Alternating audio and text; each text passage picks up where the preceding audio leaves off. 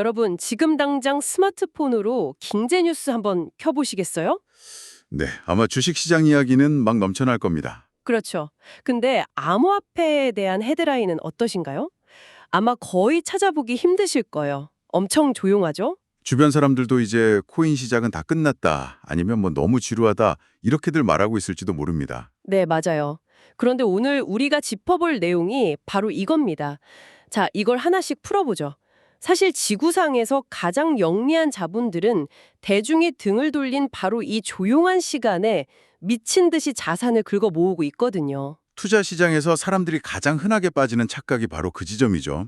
뉴스가 잠잠하고 대중이 무관심할 때, 아, 시장에 아무 일도 안 일어나고 있구나 하고 믿어버리는 겁니다. 완전히 속고 있는 거네요. 네, 역사를 되짚어보면 가장 결정적인 부의 이동은 언제나 그 침묵 속에서 은밀하게 이루어졌거든요. 파티가 완전히 끝났다고 다들 집에 갈 때 진짜 VIP들만의 파티는 물밑에서 이제 막 준비되고 있는 거잖아요. 아주 정확한 비유입니다. 그래서 오늘 우리는 이 기만적인 침묵의 시간, 그 속에 숨겨진 거대한 기회에 대해서 깊이 있는 심층 탐구를 해보려 합니다. 네, 오늘 우리가 분석할 핵심 자료는 마켓비트 유튜브 채널에서 조엘 피터슨과 진행한 암호화폐 시장 인터뷰 발췌본입니다. 모두가 코인에 대해서 조용할 때 영리한 투자자들은 왜 움직이는지, 그리고 이 시장의 역사적 주기가 지금 우리에게 어떤 힌트를 주고 있는지 파악하는 게 오늘의 미션입니다. 이 자료가 유독 가치 있는 이유가 있어요. 흔해 빠진 지금 당장 비트코인을 사라 이런 식의 얄팍한 선동이 절대 아니거든요. 아, 그런 뻔한 얘기가 아니군요. 네, 오히려 이 인터뷰는 인간의 본성과 심리가 시장의 수학적 패턴이랑 어떻게 맞물려 돌아가는지를 냉정하게 해부하는 약간 행동 경제학 텍스트에 가깝습니다. 오, 행동 경제학이요? 네, 대다수의 사람들이 왜 고점에서 그렇게 열광하고 바닥에서는 절망하는지 그 비이성적인 행동 패턴 뒤에 아주 정교한 사이클이 있다는 걸 데이터로 증명해내고 있습니다. 그 말씀 들으니까 딱 생각나는 게 있어요. 예전에 명절에 만난 친척들이나 심지어 택시 기사님들까지 막 비트코인 수익률 자랑하시던 때가 있었잖아요. 2017년이나 2021년 같은 최고점 장세 말씀이시죠? 네네, 딱 그때요. 그때 우리는 본능적으로 엄청난 조바심을 느낍니다. 아, 나만 뒤처진 거 아니야? 지금이라도 대출받아서 들어가야 하나? 이렇게요. 인간이라면 당연히 느끼는 포모 현상이죠. 그런데 오늘 자료가 제시하는 숫자를 보면 우리 본능이 얼마나 틀렸는지 알 수 있습니다. 2019년 2월을 한번 볼까요?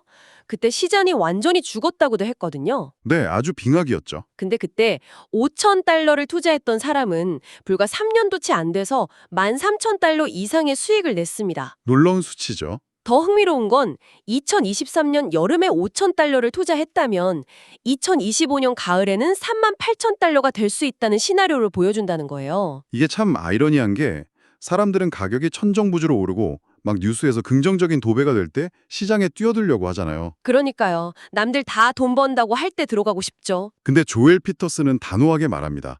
바로 그 환호성이 들릴 때가 수익을 챙겨서 도망쳐야 할 때라고요. 와, 도망쳐야 할 때다. 네, 여기서 우리가 흔히 쓰는 시장 용어의 프레임을 완전히 뒤집어 볼 필요가 있어요. 우리는 보통 가격이 무섭게 떨어질 때를 약세장이라고 부르고 그게 바닥을 쳐야 비로소 시작된다고 생각하잖아요. 보통은 다 그렇게 생각하지 않나요? 하지만 피터슨의 통찰은 다릅니다. 약세장은 사람들이 가장 열광하는 고점에서 이미 시작되고 강세장은 모두가 절망하는 바닥에서 시작된다는 겁니다. 아, 완전히 거꾸로네요. 대중의 인식과 실제 시장이 반대로 돌아가고 있다는 뜻이군요. 네, 맞습니다. 그 말씀을 들으니 아주 기가 막힌 비유가 하나 떠오르는데요. 대중의 투자 심리는 마치 파티 주최자가 남은 음식을 치우고 막 쓰레기 봉투에 담고 있을 때 뒤늦게 파티장에 화려하게 입장하는 꼴이군요. 정확합니다. 메인 뉴스에 코인 상승장이 보도되고 그걸 보고 계좌를 연다는 건 이미 누군가가 버리고 간 쓰레기를 치울 타이밍이라는 거죠. 정말 와닿는 비유네요. 그럼 지금은 어떤가요? 지금요? 지금 뉴스에서는 규제 이야기나 부정적인 소식만 간혹 들릴 뿐이고 대중의 관심은 완전 싸늘하게 식어 있죠. 그렇죠. 그런데 인터뷰에서는 바로 지금 이 순간이 축적의 단계라고 콕 집어서 강조하거든요. 축적이요? 네, 대중이 공포에 질려서 선절매를 하고 시장을 떠날 때 그들이 내던진 자산이 허공으로 증발하는 게 아닙니다. 아, 누군가는 그걸 받아먹고 있다는 거군요. 맞아요. 이른바 스마트머니라고 부르는 거대 기관이나 경험 많은 투자자들의 주머니로 조용히 이동할 뿐입니다. 가격을 확 올리지도 않으면서 몰래 모으는 거네요. 네, 아주 긴 시간에 걸쳐서 서서히 모아가는 거죠. 그래서 겉보기엔 시장이 되게 지루해 보이지만 내부적으로는 엄청난 에너지가 응축되고 있는 겁니다. 하지만 여기서 평범한 투자자들의 아주 현실적인 공포를 대변해 보고 싶어요. 이론적으로는 바닥에서 사는 게 맞죠. 다 알아요. 그런데 약세장이 끝난 줄 알고 아, 여기가 바닥이겠지 하고 들어갔는데 더 떨어지는 경우 말이죠. 네, 지하실 아래에 또 다른 지하실이 파여 있고 심지어 멘틀까지 뚫고 내려가는 경험을 해본 사람들이 수두룩하거든요. 그 고통은 겪어보지 않으면 모르죠. 투자자들이 그렇게 두들겨 맞다 보면 아, 역시 코인은 사기였어. 이제 진짜 끝이야 하고 확증 편향에 빠지는 것도 당연한 방어기지 아닌가요? 충분히 이해할 수 있는 감정입니다. 근데 바로 그 지점이 대다수가 실패하는 가장 큰 함정이기도 해요. 끝없는 하락이라는 심리적 공포에 압도당해서 이성적인 판단을 잃어버리는 거군요. 맞습니다.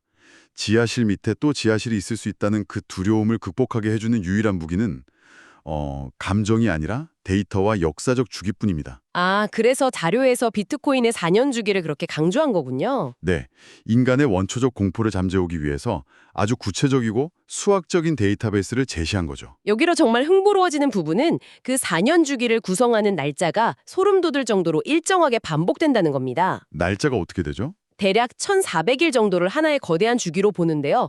데이터를 보면 2019년의 저점에서 다음 저점인 2022년 12월까지 정확히 1476일이 걸렸습니다. 와, 거의 4년이네요. 네, 근데 놀라운 건 하락장도 마찬가지라는 거예요. 최고점을 찍고 바닥까지 처박히는데 걸리는 시간이 일관되게 약 422일, 그러니까 1년하고 한 달 남짓 소요되었다는 겁니다. 422일이요? 꼈던 그 고통의 시간도 한 발짝 물러서서 데이터로 보면 그저 422일짜리 예정된 터널에 불과했다는 거죠. 정확합니다. 심리적으로는 그 1년이 거의 영원처럼 느껴지고 당장이라도 세상이 무너질 것 같잖아요. 그렇죠. 당장 내 계좌가 녹고 있으니까요. 하지만 차트 위에서는 그저 기계적인 사이클의 일부일 뿐이라는 겁니다. 사실 이 422일이라는 기간은 인간의 희망이 서서히 깎여나가다 못해 결국 아예 포기해버리는 데 걸리는 시간과 절묘하게 일치합니다. 와, 심리학이랑 수학이 만나는 지점이네요. 네. 그런데 이 사이클을 추적하다 보면 투자자로서 절대 간과해서는 안 될 매우 냉혹한 패턴 하나가 수면 위로 떠오릅니다. 그게 뭔가요? 바로 수익 체감의 법칙입니다. 아, 저도 그 숫자를 보고 아차 싶더라고요. 초창기 비트코인의 주기에서는 저점에서 고점까지 무려 12,840%라는 경이로운 상승이 있었습니다. 10,000%가 넘었죠. 말 그대로 벼락부자를 만들었습니다. 하지만 그 다음 주기에서는 상승률이 1976%로 뚝 떨어졌고요. 가장 최근 사이클에서는 약 662% 상승에 그쳤습니다. 확실히 숫자가 줄어들고 있네요. 물론 600%도 다른 전통 자산에 비하면 어마어마한 수치지만 수익의 규모가 갈수록 확연하게 줄어들고 있다는 건 부정할 수 없는 팩트잖아요. 이 현상을 이해하시려면 자본시장의 중력을 생각하셔야 합니다. 중력이요? 네. 시가총액이 10억 달러에 불과한 작은 자산이 10배 오르는 데 필요한 돈이랑 이미 1조 달러 덩치가 된 자산을 10배 오르는 데 필요한 돈의 규모는 아예 차원이 다르거든요. 아, 들어와야 할 돈의 액수 자체가 비교가 안 되겠네요. 움집이 커질수록 더 많은 유동성을 빨아들여야만 가격이 움직일 수 있기 때문에 상승폭이 둔화되고 변동성이 줄어드는 건 아주 자연스러운 경제학적 메커니즘입니다. 그렇군요. 참고로 인터뷰 시점을 기준으로 볼 때 현재 시장은 고점에서 바닥을 향해 가는 약 221차를 통과하고 있다고 분석했습니다. 422일이 바닥이니까 아직 절반 정도밖에 안 온 거네요? 네, 과거 패턴대로라면 하락의 고통이 아직 절반 정도 더 남아있을 수 있다는 차가운 현실을 직시해야 한다는 겁니다. 잠깐만요. 그렇다면 여기서 약간 근본적인 의문이 생깁니다. 네, 말씀하시죠. 수익률이 12,000%에서 600%로 줄어들었고 앞으로 더 줄어든다면 먼 미래에는 비트코인이 특유의 폭발력을 잃게 되는 거 아닌가요? 그저 변동성 조금 큰 우량 주식과 다를 바 없어질 거라는 말씀이시군요. 네, 더 이상 일확천금의 기회가 아니라면 사람들이 굳이 왜 비트코인에 투자해야 하는 건가요? 그 의문에 답을 하려면 비트코인이라는 좁은 우물에서 벗어나서 거시경제라는 더 큰 바다를 봐야 합니다. 거시경제요? 사실 비트코인은 이제 괴짜 컴퓨터 공학자들의 실험망을 벗어난 지 오래됐어요. 주식시장, 특히 나스닥 기술주들과 거의 동기화되어서 움직이는 현상도 아주 뚜렷해지고 있죠. 나스닥 오르면 같이 오르고 떨어지면 떨어지더라고요. 네, 하지만 우리가 절대 잊지 말아야 할 것은 비트코인의 탄생 배경입니다. 탄생 배경이라면 2008년 글로벌 금융위기 말씀하시는 거죠? 맞습니다. 당시 중앙은행들이 시스템 붕괴를 막으려고 화폐를 무한정 찍어냈잖아요. 그로 인해서 돈의 가치가 정말 쓰레기처럼 변해갔고요. 네, 인플레이션이 엄청났죠. 비트코인은 바로 그 중앙화된 부채 위기와 통화 가치 하락에 대항하기 위한 해지, 즉 방어 수단으로 설계된 자산입니다. 아, 그래서 사람들이 비트코인을 디지털 금이라고 부르는 거군요. 전통적으로 금값이 오르는 시기가 딱 경제가 불안하거나 사람들이 종이화폐 가치를 못 믿을 때잖아요. 정확합니다. 현금이라는 자산은 가만히 쥐고 있으면 인플레이션이라는 보이지 않는 세금 때문에 구매력이 계속해서 녹아내리거든요. 오늘 10,000원으로 살 수 있는 국밥이 내년에는 12,000원이 되는 것처럼요. 그렇죠. 하지만 비트코인은 총 발행량이 2,100만 개로 완전히 고정되어 있습니다. 자료에서 지적한 흥미로운 포인트가 바로 이 구매력 보존의 기능이에요. 어떻게 보존된다는 건가요? 10년 전에 번듯한 집 한 채를 살 때 지불해야 했던 비트코인의 개수와 오늘날 똑같은 집을 살 때 필요한 비트코인의 개수를 한번 비교해 보세요. 아, 집값은 달러나 원화로는 엄청나게 올랐지만 비트코인 개수로 치면 오히려 줄어들었겠네요. 네, 필요 코인 개수가 기하급수적으로 줄어들고 있습니다. 화폐 가치가 떨어지는 동안 비트코인의 본질적 구매력은 오히려 폭발적으로 상승했다는 뜻이죠. 야, 그 구매력 이야기를 들으니까 자료에서 언급된 굵직한 국가 단위의 움직임들이 확 납득이 가네요. 엘살바도르 같은 국가들 말이죠. 네, 엘살바도르는 아예 비트코인을 법정화폐로 채택해서 국가 예산으로 매집 중이잖아요. 그리고 일반 기업들도 자기네 공식 기업 자산 목록에 현금 대신 비트코인을 올려두고 있고요. 마이크로스트래티지 같은 기업들이 대표적이죠. 네, 그런데 여기서 가장 충격적이고 아이러니한 건 바로 미국 정부의 스탠스입니다. 아, 미국의 전략적 비축액 약이군요. 네, 해커들이나 범죄자들한테 압류한 비트코인을 그냥 창고에 쌓아두는 걸 넘어섰다고 하더라고요. 미국인이 이 비트코인을 절대 팔지 않고 아예 국가의 전략적 비축 자산으로 삼을 수도 있다는 소문이 월가에서 막 돌고 있다면서요. 만약 그게 단순한 소문이 아니라 실제 정책으로 현실화된다면 그 파급력은 우리가 상상하는 범주를 아득히 뛰어넘을 겁니다. 어떤 면에서요? 달러의 패권을 쥐고 있는 미국이 비트코인을 금처럼 비축하기 시작한다. 그럼 전 세계 다른 국가들도 뒤처지지 않기 위해서 도미노처럼 비트코인 쟁탈전에 뛰어들 수밖에 없거든요. 일종의 게임 이론이 성립되는 거네요. 맞습니다. 전 그 상황이 너무 통쾌하면서도 어이가 없더라고요. 애초에 정부 감시랑 은행 통제 피하려고 만든 철저하게 반체제적인 네, 그 탈중앙화 자산을요? 현존하는 가장 거대하고 강력한 중앙 통제 집단인 미국 정부가 국가 자산으로 비축한다는 게 진짜 아이러니잖아요. 이거 비유하자면 약간 평생 고기를 입에도 안 대던 극단적인 채식주의자가 어느 날 갑자기 전 세계에서 제일 큰 스테이크하우스 체인점을 통째로 인수해버리는 꼴 아닌가요? 진짜 딱 맞는 비유네요. 바로 그 거대한 모순이야말로 비트코인이 단순한 투기 수단을 넘어서 글로벌 주류 금융 시스템의 심장부까지 침투했다는 가장 강력한 징조일 겁니다. 그렇군요. 자, 그럼 여기서 논의의 방향을 조금만 틀어볼까요? 아까 비트코인의 수익률이 갈수록 체감하고 있다고 했잖아요. 네, 600%대로 떨어졌다고 했죠. 그렇다면 과거처럼 수십, 수백 배의 폭발적인 수익을 쫓는 투기적 자본들은 대체 어디로 향하고 있을까요? 더 자극적인 곳을 찾을 텐데요. 맞습니다. 바로 그 종착지가 비트코인 밖의 생태계, 즉 알트코인의 세계입니다. 아, 알트코인이요. 암호화폐에 별 관심 없는 분들도 도지코인이나 이더리움 같은 이름은 아마 한두 번쯤 들어보셨을 겁니다. 네, 비트코인을 제외한 모든 대체 암호화폐를 묶어서 부르는 말이죠. 자료에서는 이 알트코인 시장을 1990년대 후반에 닷컴 버블 당시 신생 벤처 기업들에 비유하더라고요. 아주 적절한 비유입니다. 세상을 바꿀 엄청난 혁신의 가능성과 내일 당장 휴지 조각이 될 파산의 위험이 아슬아슬하게 공존하는 곳이라고요. 비트코인이 든든한 금고 안에서 움직이지 않는 금괴라면 이더리움은 그 위에서 수많은 금융 비즈니스와 스마트 컨트랙트가 돌아가는 거대한 디지털 인프라 혹은 실리콘밸리의 부지에 가깝습니다. 실리콘밸리 부지요? 네, 실제로 이더리움은 과거 사이클에서 무려 2만%라는 비현실적인 상승을 기록했고요.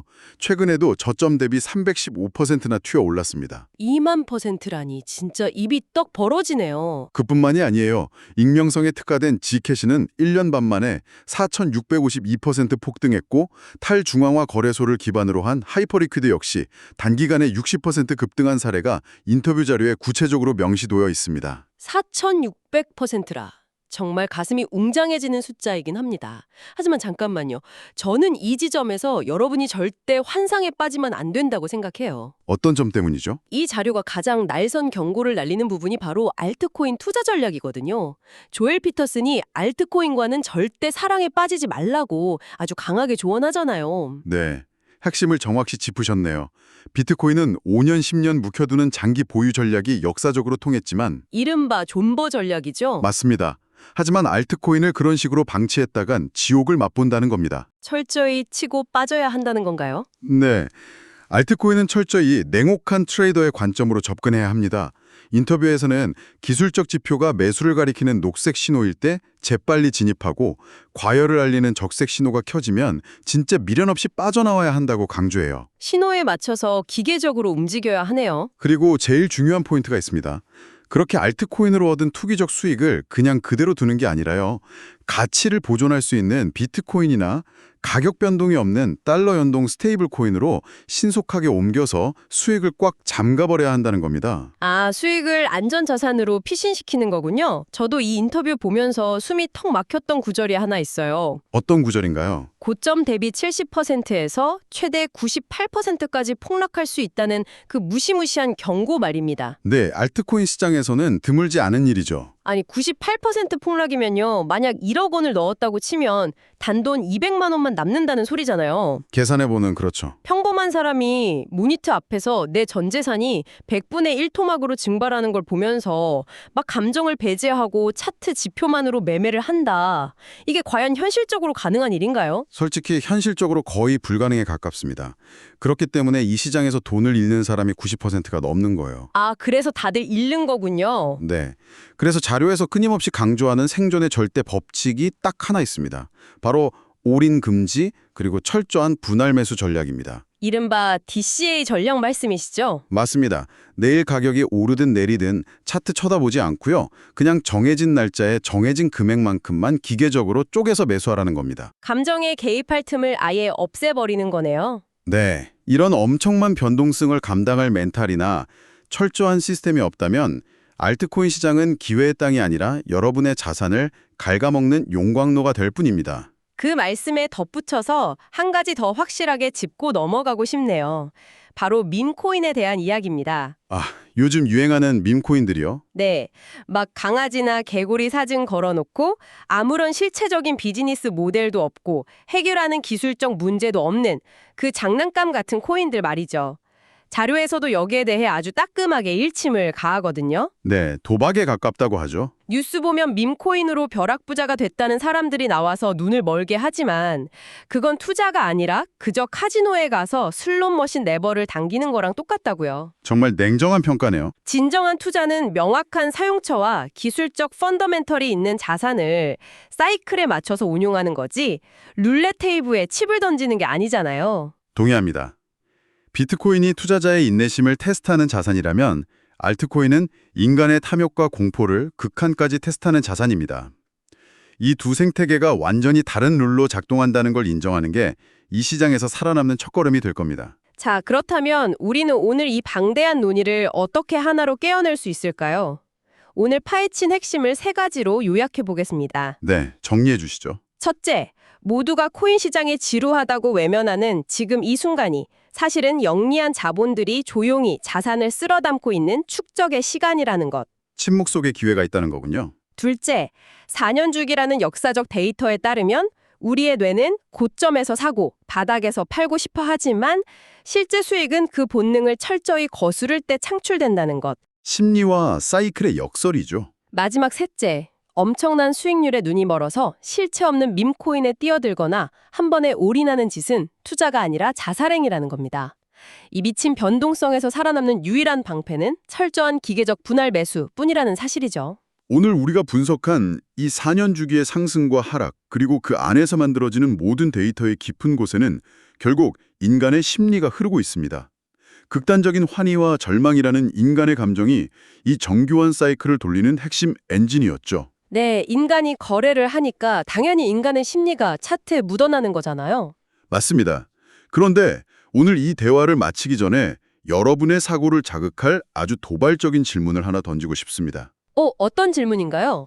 만약 머지않은 미래의 시장에서 인간이 완전히 배제된다면 어떻게 될까요? 인간이 배제된다고요? 네, 월스트리트의 감정 없는 인공지능 트레이딩 봇들이 1초에 수만 번씩 거래를 통제하고요. 한 번 사들인 비트코인은 영원히 팔지 않는 미국 같은 거대한 국가 단위의 기관들이 유통량의 대부분을 창고에 가둬버린다면 말입니다. 와, 상상만 해도 시장 분위기가 확 달라지네요. 탐욕도 공포도 절망도 느끼지 않는 차가운 기계와 국가가 시장을 완전히 지배하게 될 때 과연 인간의 심리에 기반해서 작동하던 이 4년의 주기는 앞으로도 영원히 반복될까요? 아니면 우리가 지금까지 진리라고 믿었던 암호화폐 시장의 룰은 그 순간 완전히 파괴되어 버리는 걸까요? 와, 인간의 심리가 만들어낸 패턴이 기계와 국가의 냉철함 앞에서 그대로 붕괴될 수도 있다는 그 가정이 정말 소름이 돋네요. 과거의 데이터가 미래의 정답이 아닐 수도 있다는 아주 묵직한 화두를 던져주셨습니다. 네, 한 번쯤 깊이 생각해 볼 만한 주제죠. 오늘 우리가 탐구한 이 조용한 축적의 시간이 어쩌면 인간이 주도하는 마지막 사이클일지도 모른다는 생각마저 드네요. 오늘 이 긴 대화가 여러분이 투자 시장을 그리고 이 세상의 흐름을 읽어내는 시야에 작지만 강렬한 아하 하는 깨달음의 순간을 만들어 주었기를 바랍니다. 저도 오늘 깊이 있는 분석을 함께 나눌 수 있어서 아주 즐거웠습니다. 다음 탐구 시간에도 뉴스의 이면에 숨겨진 여러분의 뇌를 질겁게 자극할 흥미진진한 자료들을 들고 다시 찾아오겠습니다. 깊이 파고들수록 세상의 작동 원리는 더 선명해집니다. 그럼 다음 심층 탐구에서 뵙겠습니다.